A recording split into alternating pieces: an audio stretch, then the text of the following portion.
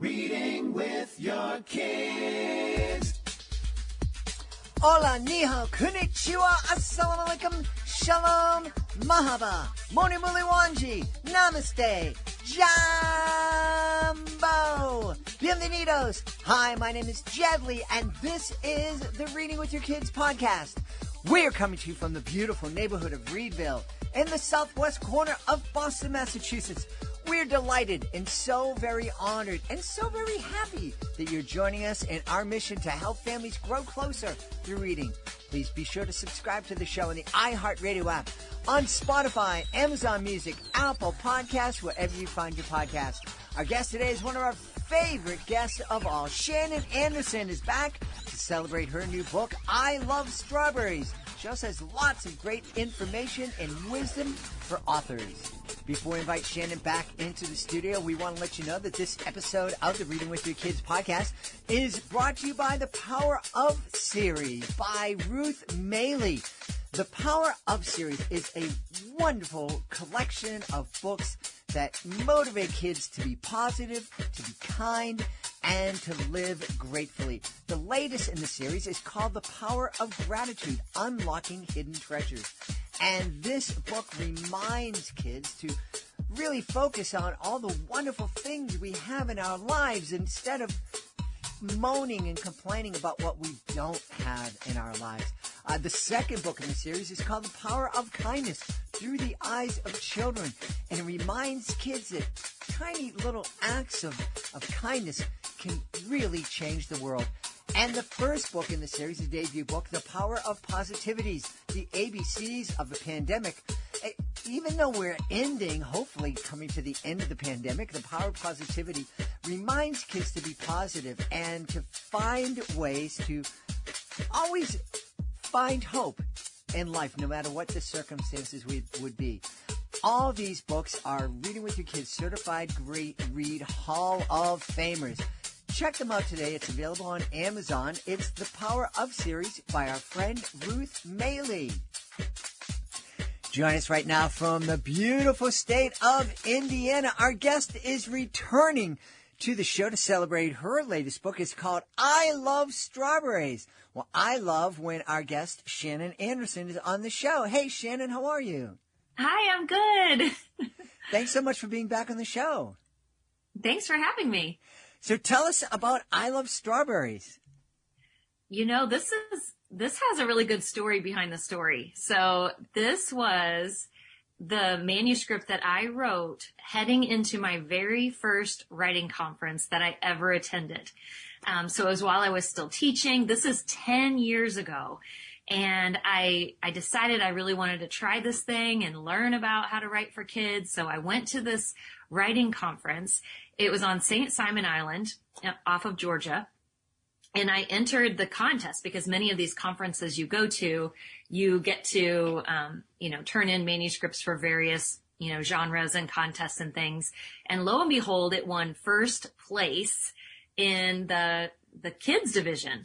And so I was thrilled, of course, and that gave me a little bit of confirmation that, okay, yes, keep learning, keep trying.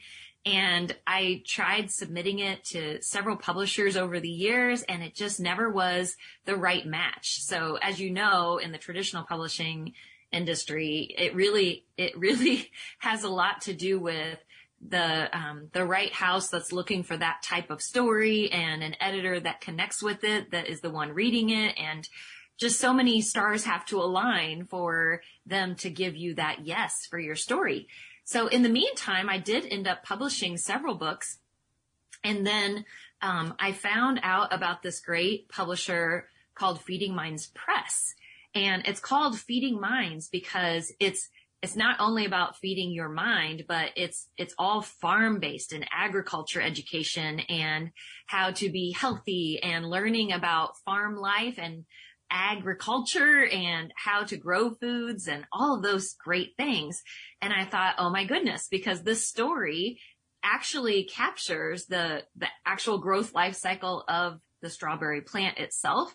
And it's loosely based on when I had my own strawberry patch for 10 years. I had this giant, now I just have a small one, but I had a giant strawberry patch. Thought it would be the coolest thing to have this huge, strawberry patch and realized how backbreaking the work is to harvest all those little tiny berries just to make, a couple pies. But, I sent it to them, and it was just a completely different angle, because I thought the story was a story about a girl with determination. She was determined to convince her parents that she had enough responsibility to grow this strawberry patch, versus, really it is that, but it's also a story about, strawberries and how they're grown. And so, the main character, Jolie, has to learn this through the story as well, like do her research and find out how to grow strawberries and what it means to harvest them, and then what you can do with them afterwards. So yeah, it was a long time in coming, and Feeding Minds Press said they wanted it, and I couldn't be happier with everything that went on in the process. I had a wonderful editor, Emma Dryden. I had the best, most talented illustrator, Jackie Sinquette. And so it has just been a great experience, and just means so much to me, because it was that first story that I ever tried to bring into the world. And I often mentor other children's book authors who are trying to break in and get published for the first time. And I love to be able to share that story, because so many times people think you submit a story 2 or 3 times and you get those rejections, and you think, oh, well, it's just not going to happen. But, sometimes it could take months or even years before a story finds the right publishing house to be made into a book. Yeah. There's a lot that I want to unpack with this story. Obviously, I Love Strawberries is a great book for families to sit down with their kids and get into talking about where our food comes from. Have those conversations about the choices that we make, and helping our kids understand that, no, the strawberries don't grow in the supermarket. They actually are grown in places like Indiana, and then they have to be picked and washed and shipped. And there's a whole process behind it. And I think helping our kids understand that is really important, because it's the reality. We should understand how our world works. But I want to talk a lot, because we do have a lot of authors on the show. Your story, I think, is really important for them, because I don't think, and I know most authors don't think of themselves as a business. They don't understand that they really do have to think that what they're getting into is a business, and each book is its own little business. And this is a perfect example. Just because, maybe Random House or Macmillan, and it's just not getting there at the right, there's no one at those houses that are looking for a book about a fruit, or maybe they just published a book about a strawberry a couple of months ago, so it's not working. But you have to go out and identify, where do I want to sell my book to? Where do I want to try to offer my book to? And how can authors kind of first get into that? You are all about growth mindsets and helping people change their mindsets. How can we help an author not get out of the I'm an artiste, I'm a writer, I'm an author kind of mindset, but get into the, okay, I'm an artist, I'm an author, but I'm also have to be a business person? Mm-hmm. Yeah, and that is a big part of it that I think some people are missing. They think if they can just write a great story, that's all it takes. But you really do need to know the inner workings and, try to think from the other side of the desk. Like, what is this editor thinking, or what is this agent thinking, or, what is the need in the market right now? Or, you don't want to write to trends either, because by the time something gets published, it takes so long that trend's gone and over by the time it would get published. So it is important to know all of those things. That's something I really love about a lot of the organizations that support writers, SCBWI, the Society of Children's Book Writers and Illustrators. They teach you all about writing and illustrating, but also the business side. Storyteller Academy is another one that's great. And I think that's the part that people do need to understand. And because it's partly business, you have to also understand that even though your work is deeply personal, that it is a business decision when they say no, thank you. And so that's something that, as you mentioned, I'm a big one on growth mindset. I've written 3 books on growth mindset. And so when I talk to kids, I talk to them about how, even Dr. Seuss was rejected, 27 times before his first book came out. And when I get those rejections, I use it as feedback because I can learn something from that rejection, especially if they're kind enough to supply a little bit of why they didn't want the book. And it could just be a matter of, like you mentioned, there was one time when I was trying to get a book published about a bird, and it was The Power of Words. And that publisher had just published a book that had a bird for a main character, and it had a similar theme. And so it wasn't anything against my story. It was just that, that need has already been met in their publishing house. There's not room on the shelf. They don't want to compete with themselves and produce a book that's the same. And so it is about knowing the business. It's about knowing, what editors are looking for and how many books they even do in a year, because it's an expensive venture. A lot of people say, well, I don't understand why you wouldn't just self-publish. It's an expensive thing to self-publish and hire your own quality illustrator. And if you don't know how to do all of the layout and the copy editing, the design work, the cover stuff, if you don't know how to do all of that yourself and you have to hire it all out, you might end up with a beautiful product, but you're paying all of that out of pocket. And what you have to understand is when an agent or when an editor is taking you on, they are trusting that your story is going to make back the investment that they're putting in. So it's not a personal decision. I mean, yes, they want to connect with the story and love it as much as you, but when it comes down to it, they have a P&L sheet, a profit and loss sheet, and they have to look at, okay, how much is it going to cost? Especially picture books. They're so expensive because of the illustration and the color pictures.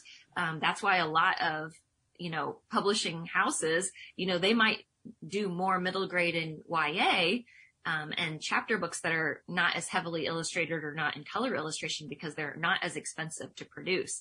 So you really do have to understand that they're making a huge investment when they're saying yes to one of your picture books, so that, you don't have to feel like, well, I just can't do it. You have to just keep trying different houses and look for that spot that it fits in. Yep.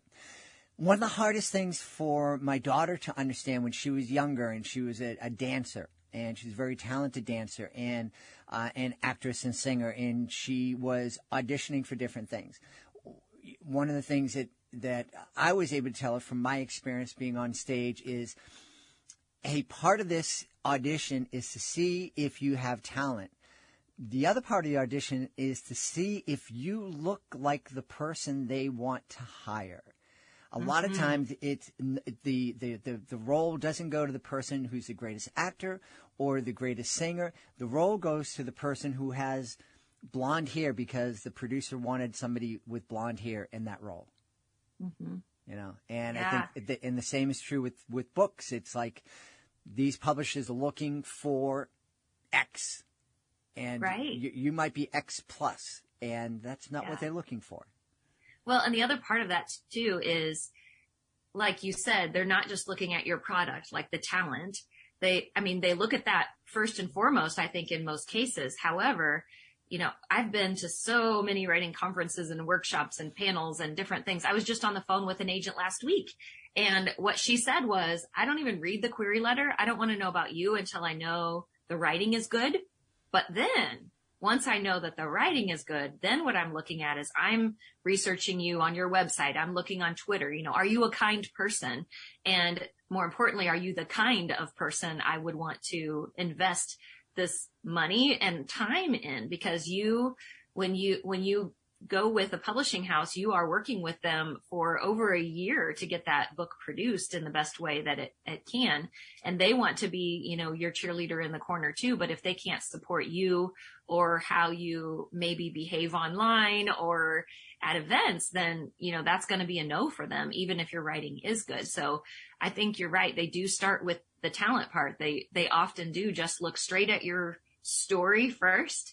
And then if they decide, well, yeah, I like this fits with our, our imprint or whatever that might be, then the next step is, are you the kind of person that we would want to work with? Because editors, thankfully, once you've done one project with them, if you're not a diva and you meet your deadlines and you're fun and easy to work with, they're going to want to work with you again. One of my publishers, I'm on my 5th book with them because I try to make it as easy to work with me as possible. I try to, if they ask me to do a blog post, I write them a blog post, for their website.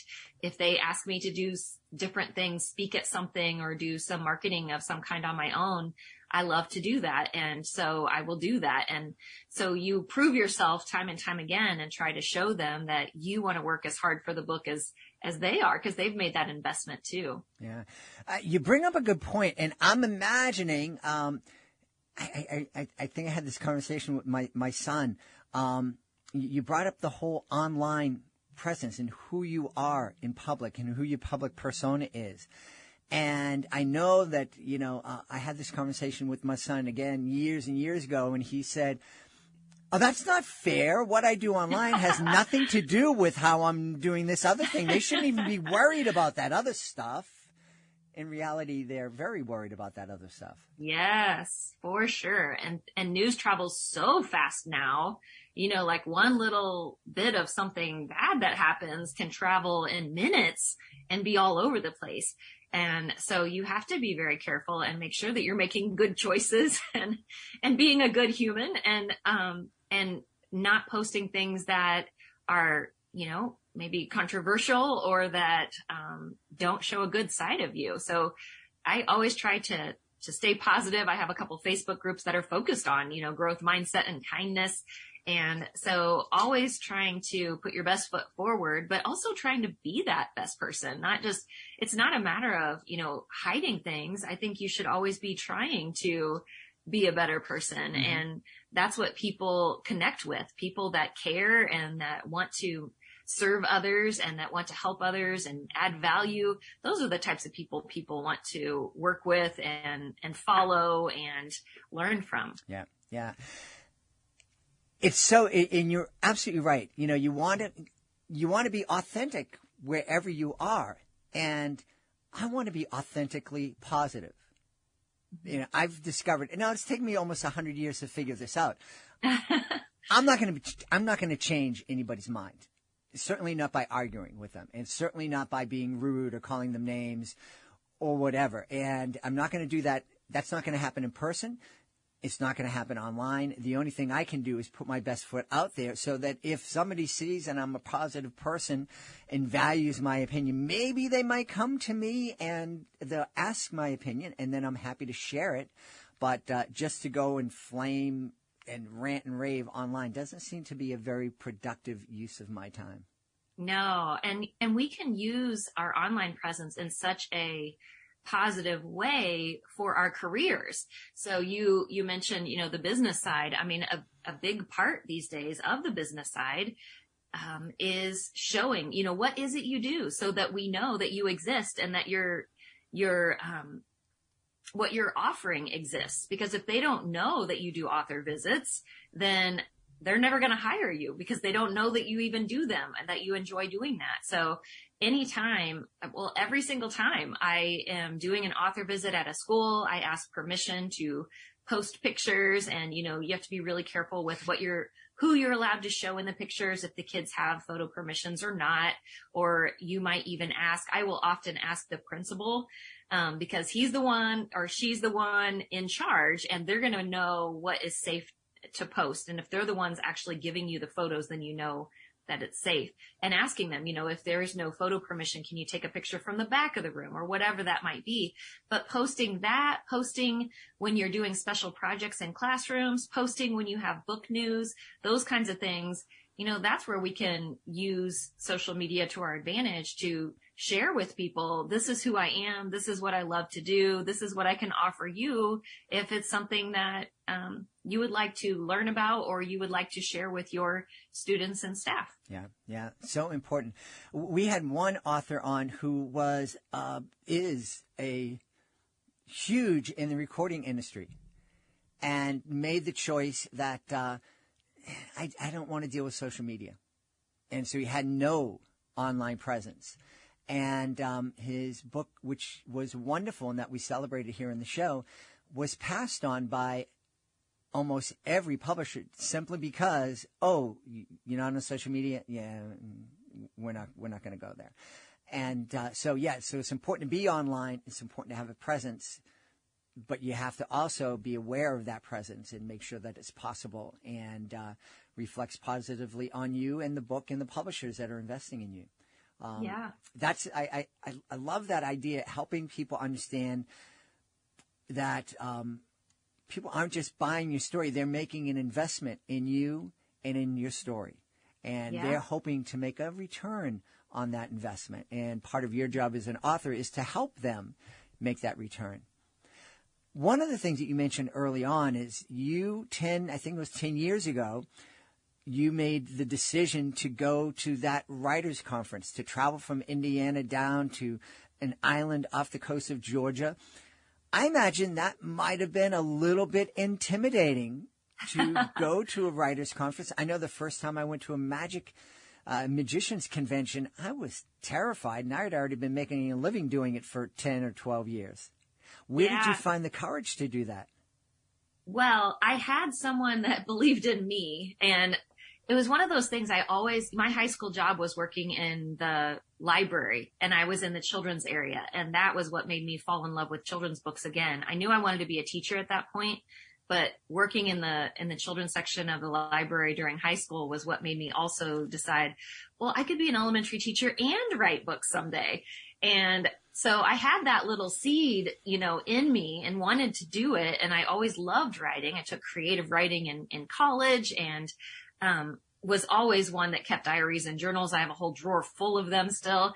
And it was a grant that happened, a fellowship that the Eli Lilly Foundation does in Indiana for Indiana teachers. So every year they have this, it's not a contest. I guess it's something that you can apply for. You have to write an extensive essay. It's a pretty big undertaking, but I was chosen. And what I wrote my passion project as was to learn about writing books for kids. And it didn't have to be, it was for teachers, but it didn't have to be something that you were teaching or even related to your classroom. Although, of course, children's books are a big part of any classroom. And what the grant provided for me, the fellowship, is you have to come up with a 6-week program for yourself. And they give you, at the time it was $8,000 to fund your little project. So mine was to go to Los Angeles to do the big SCBWI conference that has over 1,000 authors and illustrators attend every year. All the big editors and agents and authors are there. And so I went to that it's almost a week long. And then I went to St. Simon Island and I bought my first laptop and I started taking online classes. So I didn't have that confidence in myself or I felt guilty investing in myself when I have, 2 young kids that I need to be saving money for college, not sending myself to some, children's writing conferences when I already have a job as a teacher. And so it was through that fellowship that someone invested in me that I was able to do that. And so that was a huge help and blessing for me and got me started for sure. And I got the bug in me. And then once I started learning how to do it, there was no stopping me. I just kept taking classes and online coursework. And I eventually worked my way up to being the regional advisor for the Indiana SCBWI. And, that first conference in LA was the first time I'd ever even heard of SCBWI. So, once you jump in, and you go all in, there's, a lot that you can learn and benefit from. And so I just kept going. And so, it was, I had some of that imposter syndrome, going into those conferences and feeling very overwhelmed and like, what am I doing here?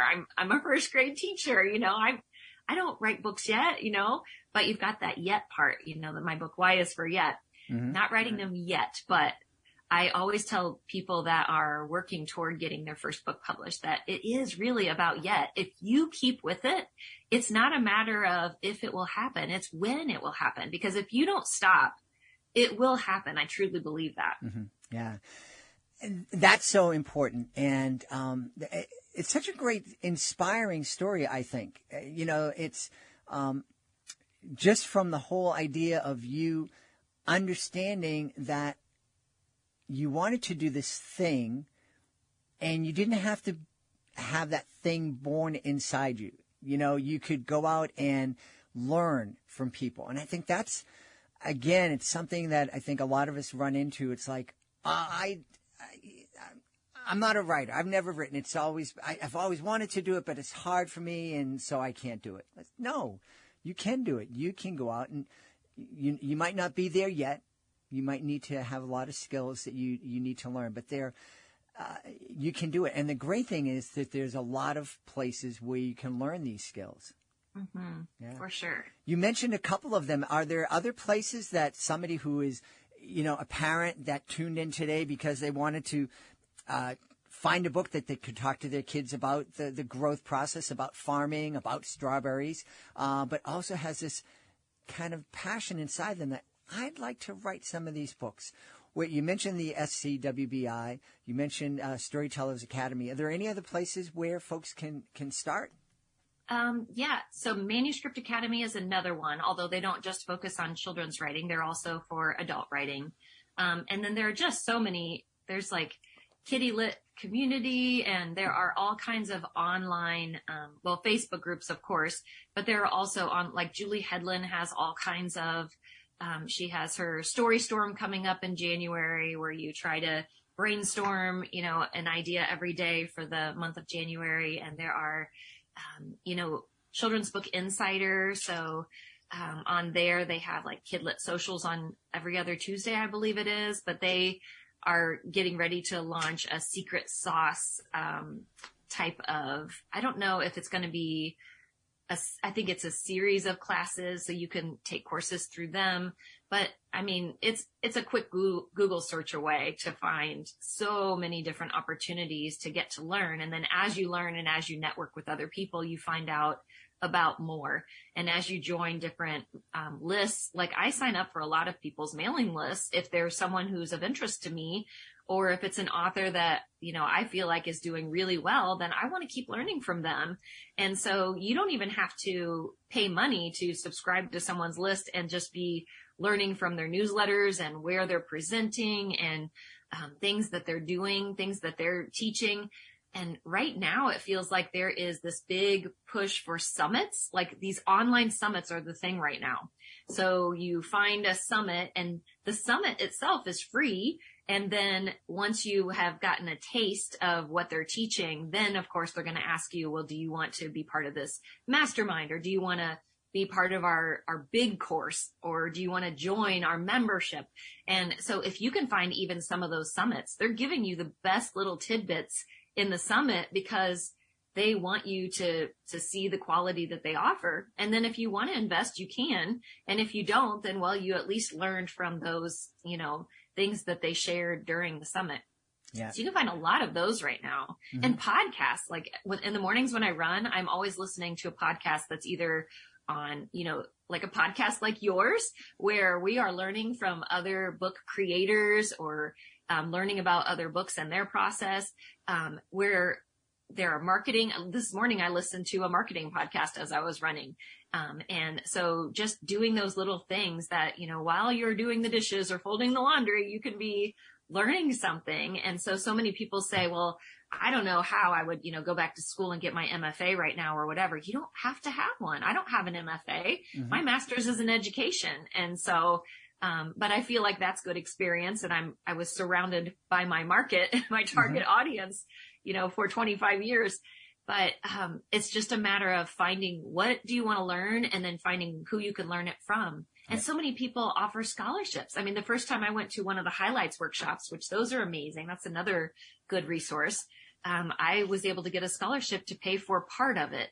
And so there are things like that you can apply for many times to be able to take advantage. There's the Writing Barn. There's the Loft. So many places. Texas has one. I don't know where all they're located, but mm-hmm. yeah, there are so many resources now. Yeah. And you mentioned those summits. One of the things that people don't understand is a lot of times they say, well, if I go to the summit, I go to the free summit, all I'm going to learn is, like the easy stuff that I can find anywhere. I'm not going to get the really juicy stuff.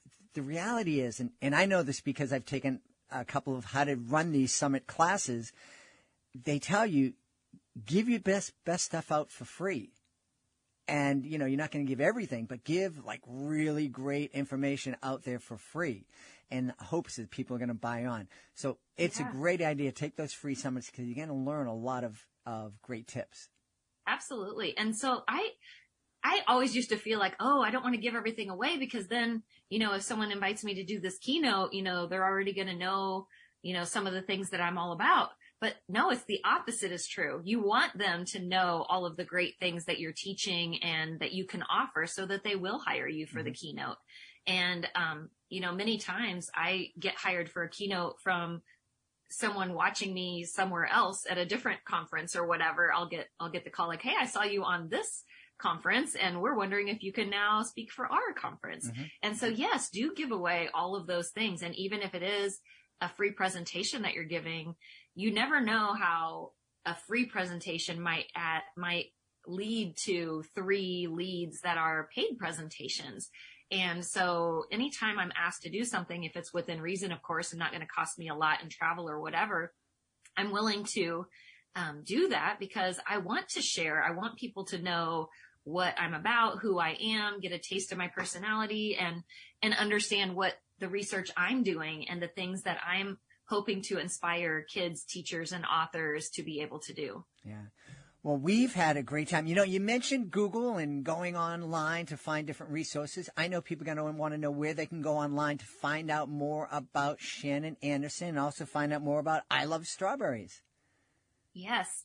So Feeding Minds Press is the publisher for I Love Strawberries. And when it is finally released in a couple of months, of course, it'll be available through Feeding Minds Press, but also on Amazon and through my website. My website's shannonisteaching.com. And if you go there, you're going to see all of the things. You'll see where to connect with me on social. You'll be able to sign up for my newsletter if you're interested. You can see some of my other books, free resources I have for teachers and writers, all kinds of things on there, and a contact me form. So if you go there, you also have my email because you'll be able to ask any questions or let me know if you're interested in having an author visit or something like that.